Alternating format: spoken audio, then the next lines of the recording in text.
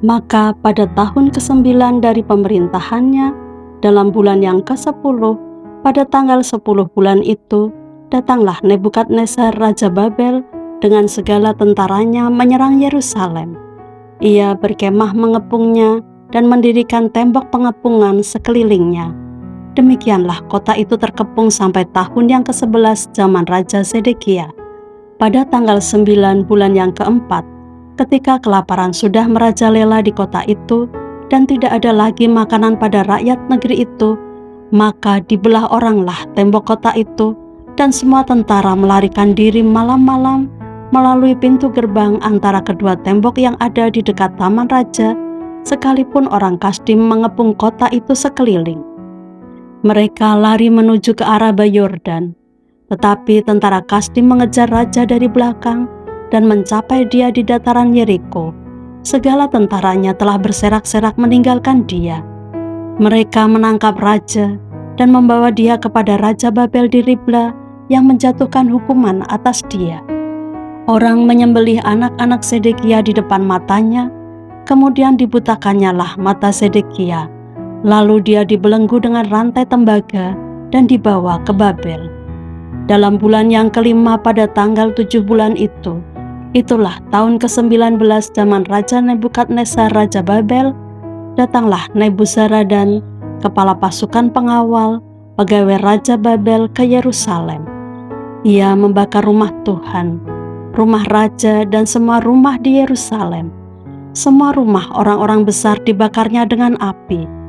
Tembok sekeliling kota Yerusalem dirobohkan oleh semua tentara Kasdim yang ada bersama-sama dengan kepala pasukan pengawal itu. Sisa-sisa rakyat yang masih tinggal di kota itu dan para pembelot yang menyeberang ke pihak Raja Babel dan sisa-sisa khalayak ramai diangkut ke dalam pembuangan oleh Nebuzaradan, kepala pasukan pengawal itu. Hanya beberapa orang miskin dari negeri itu ditinggalkan oleh kepala pasukan pengawal itu untuk menjadi tukang-tukang kebun anggur dan peladang-peladang. Juga tiang-tiang tembaga yang ada di rumah Tuhan dan kereta penopang dan laut tembaga yang ada di rumah Tuhan dipecahkan oleh orang Kasdim, dan tembaganya diangkut mereka ke Babel. Kuali-kuali, penyodok-penyodok, pisau-pisau dan cawan-cawan dan segala perkakas tembaga yang dipakai untuk menyelenggarakan kebaktian diambil mereka. Juga perbaraan-perbaraan dan bokor-bokor penyiraman, baik segala yang dari emas maupun segala yang dari perak, diambil oleh kepala pasukan pengawal itu. Adapun kedua tiang laut yang satu itu, kereta penopang yang dibuat oleh Salomo untuk rumah Tuhan, tiada tertimbang tembaga segala perkakas ini. 18 hasta tingginya tiang yang satu, dan di atasnya ada ganja dari tembaga. Tinggi ganja itu 3 hasta, dan jala-jala dan buah-buah delima ada di atas ganja itu sekeliling, semuanya itu tembaga. Dan seperti itu juga tiang yang kedua, disertai jala-jala. Lalu kepala pasukan pengawal itu menangkap Seraya imam kepala, dan Sefanya imam tingkat 2, dan ketiga orang penjaga pintu. Dari kota itu ditangkapnya seorang pegawai istana yang diangkat mengepalai tentara, dan 5 orang pelayan pribadi raja yang terdapat di kota itu, dan panitera panglima tentara yang mengerahkan rakyat negeri menjadi tentara, dan 60 orang dari rakyat negeri yang terdapat di kota itu.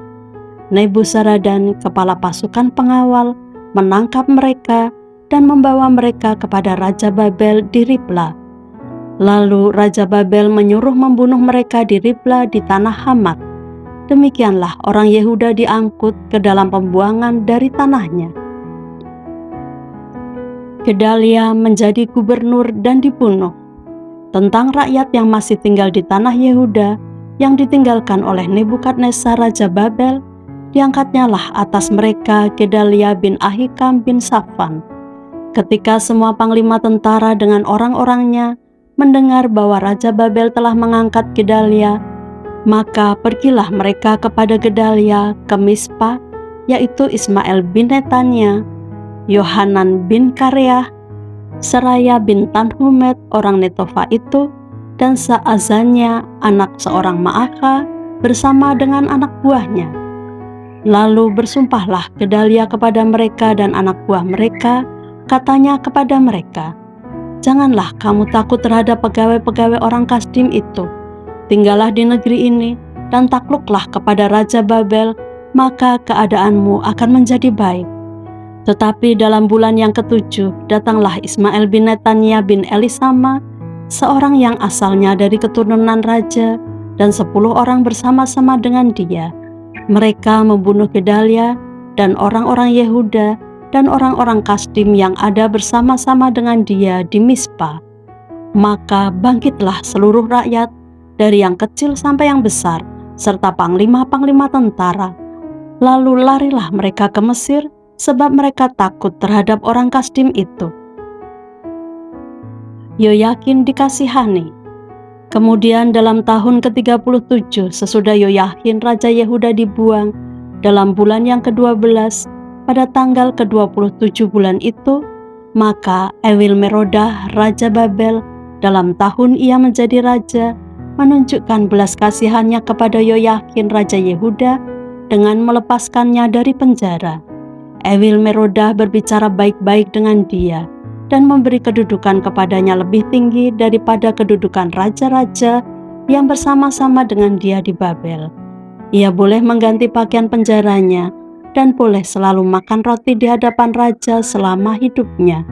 Dan tentang belanjanya, raja selalu memberikannya kepadanya sekadar yang perlu tiap-tiap hari selama hidupnya.